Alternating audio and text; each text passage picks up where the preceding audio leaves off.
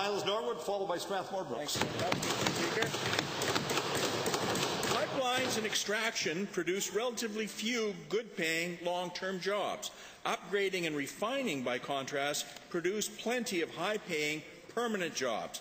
Yet in spite of study after study that shows Alberta loses out on good jobs when we ship raw bitumen, the Premier still thinks that Alberta needs to, quote, build pipelines in every direction. To the Premier, why won't this Premier not commit to refining and upgrading products right here in Alberta instead of shipping raw resources and the jobs that come with them down the pipeline? Honourable Minister. Mr. Speaker, it is in fact very important that we build pipelines in all directions to ensure that we get our products to world markets and we get world prices for our Alberta products.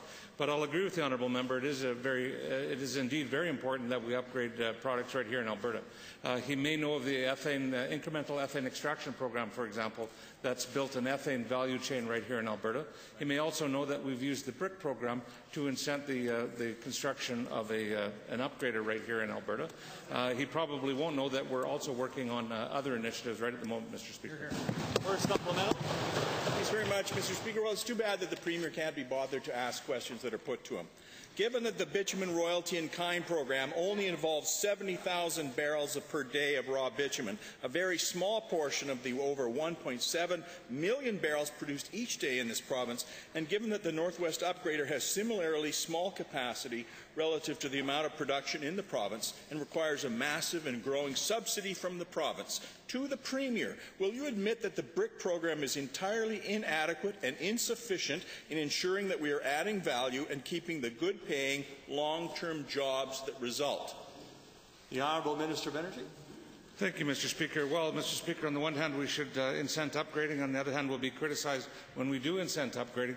Mr. Speaker, the current upgrader under construction is appropriately sized, and we are looking for other opportunities, and will continue to do so.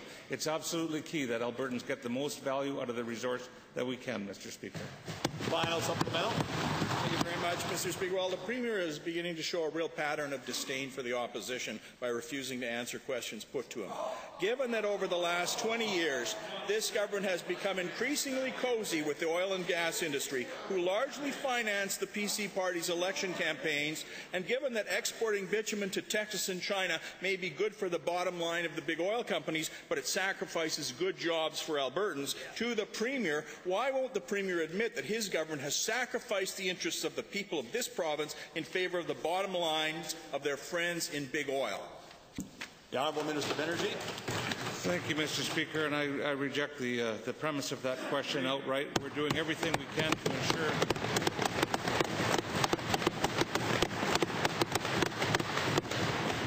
everything that we can, Mr. Speaker, to ensure that there is value added done here in our province, to expand the profile of value added that's done here already, to ensure that there's the most value for our resources are captured right here in Alberta, and that there's good paying jobs for all Albertans, Mr. Speaker.